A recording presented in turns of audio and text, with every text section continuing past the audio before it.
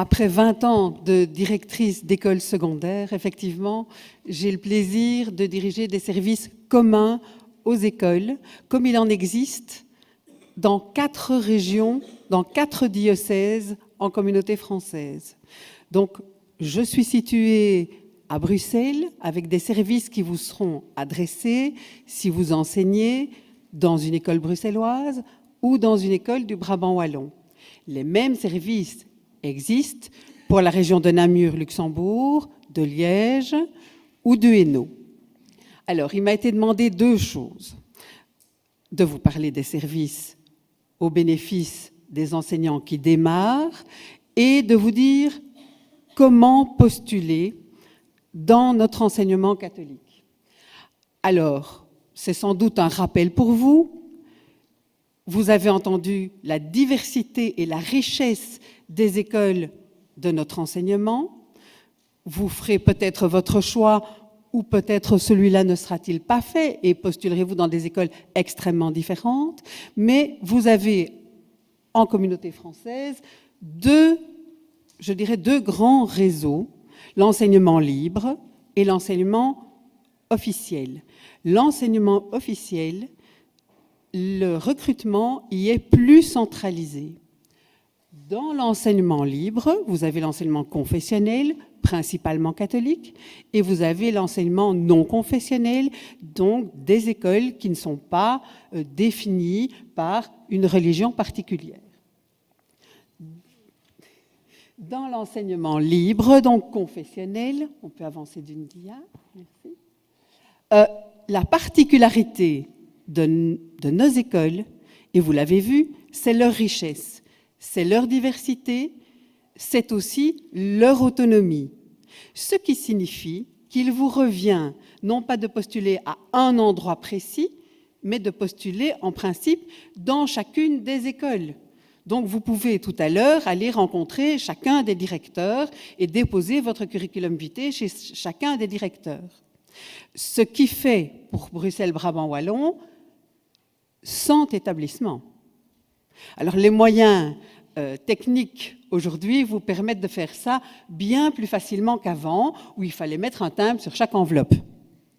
Vous pouvez le faire par Internet, mais nous avons quelque peu facilité votre tâche, puisque vous pouvez, et vous le voyez dans la colonne verte qui se trouve à droite de l'écran, vous pouvez adresser votre curriculum vitae au service diocésain, qui les mette sur un site et qui les diffuse directement auprès de l'ensemble des directions.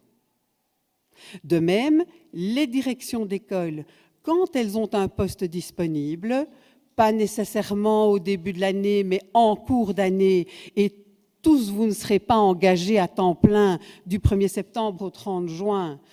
Certains d'entre vous auront des intérims qui s'interrompront le 15 novembre, le 15 janvier. Donc, à ce moment-là, vous serez en demande d'emploi. Vous pouvez aller voir sur le site et les offres des différentes écoles s'y trouvent, de même que vous pouvez nous adresser votre curriculum vitae. Vous pouvez également, parce que ce service n'existe qu'au CEDES, donc au service diocésain de Bruxelles-Brabant-Wallon. Il existe dans une autre version au Hainaut, mais je pense que Liège et Namur, pour l'instant, ne l'organisent pas. Alors je vous invite, comme M. Fourneau le disait, à aller aussi vers Arlon. Et donc, à ce moment-là, vous mettez votre curriculum vitae sur le site du CEGEC. C'est la ligne verte qui se situe en bas de l'écran. Donc, ça, c'est simplement la présentation des différents sites où vous allez vous retrouver. C'est le site du CEGEC, le site de Bruxelles-Brabant-Wallon, celui de Liège et celui de Namur-Luxembourg. Ça, c'est pour la procédure. Comment faire? Alors, quel service peut-on vous apporter quand vous démarrez? Certains directeurs vous ont dit l'entrée dans le métier n'est pas facile. Vous aurez bien sûr le soutien du directeur, vous aurez le soutien dans certaines écoles d'un tuteur, d'un coordinateur, d'un collègue plus âgé. Donc, vous ne serez pas seul. Néanmoins, et vous le lisez dans la presse, bien souvent, les enseignants qui débutent se trouvent seuls. Ils sont effectivement seuls face à leurs élèves, mais la vie va vite. Les horaires des enseignants sont variés. Vous aurez cours pendant que votre collègue, celui avec lequel vous avez des affinités, est disponible, et inversement, il sera en cours pendant que vous êtes disponible.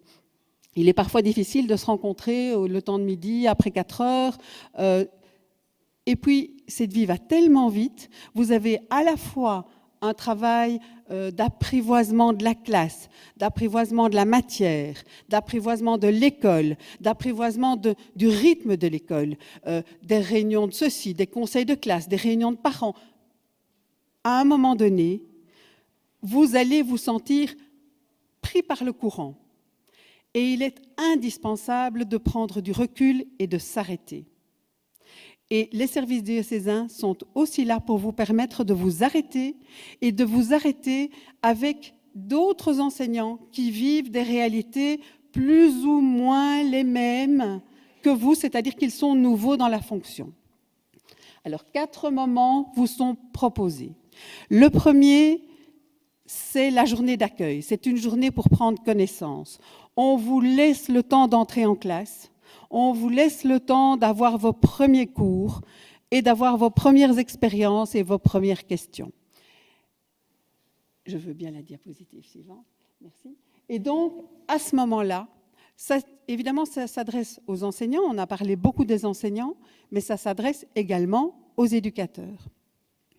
Vous viendrez là et vous aurez l'occasion d'échanger, de rencontrer nos conseillers pédagogiques, de venir avec vos questions, de venir déjà avec une situation qui éventuellement vous aura posé problème et de vérifier les expériences des autres qui auront peut-être été positives et de bénéficier d'outils théoriques.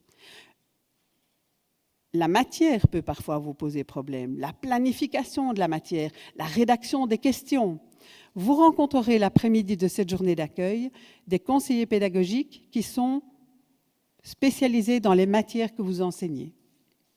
Vous pourrez disposer, à partir de là, de leurs coordonnées et vous pourrez bénéficier d'un accompagnement individualisé si vous le souhaitez. Merci. Deuxième moment que nous vous proposons, c'est la gestion de la classe. L'accompagnement des nouveaux enseignants date d'il y a 5-6 ans. Et quand on demande aux enseignants quelles sont les difficultés de l'entrée en fonction, la gestion de classe, la question de l'autorité est dans le top 10 des questions qui se posent et des difficultés qui sont rencontrées. Première journée, et les directeurs sont en général assez favorables à vous libérer, puisque ça exige que vous quittiez éventuellement votre classe pendant ce temps-là. Mais le bénéfice qu'il y a à vous permettre de prendre ce recul fait en sorte que le directeur, généralement, vous laisse partir. Le choix de la date, il y a 3 dates prévues, c'est 3 fois la même animation, donc vous pouvez choisir la date qui vous convient. Séquence suivante, animer les 50 minutes de cours. Quand on a permis au cours de se donner, qu'on a ses élèves en main, il y a lieu d'organiser la séquence de cours. Là aussi, bien sûr, vous avez des cours à l'agrégation. Bien sûr, vous avez déjà donné cours. En même temps, les questions sont encore nombreuses. Et vous aurez des outils, soit via vos pairs, via l'échange, soit via les conseillers pédagogiques. Dernière journée qui vous est proposée, c'est la préparation de la fin de l'année. La question des conseils de classe de fin d'année, la question de l'évaluation, la question de l'orientation est une question tout à fait spécifique à laquelle aujourd'hui vous avez sans doute été préparé, mais quand vous aurez vécu 2 trimestres avec vos élèves, que vous aurez déjà eu des conseils de classe, que vous aurez déjà eu des copies d'examen à Noël, vous serez plus disposé pour vous préparer à la question des conseils de classe de fin d'année. Alors, un numéro de téléphone à noter, celui de M. Jean Gossens, qui est votre conseiller pédagogique de référence, parce que, outre ces journées auxquelles vous êtes conviés, bien sûr, au niveau des diocèses, vous pouvez solliciter l'appui d'un conseiller pédagogique si vous êtes dans une situation inextricable, et j'ai tendance à dire avant qu'elle ne soit inextricable. J'ai entendu un directeur dire « osez dire vos difficultés, osez dire vos peurs, osez en parler ». Et évidemment, si à un moment donné c'est difficile dans le contexte de l'école même, ça peut arriver, profitez du recul que vous offrent les services diocésains, qui ne sont pas directement liés à une école en particulier, et des conseillers pédagogiques qui pourront vous apporter l'aide voulue.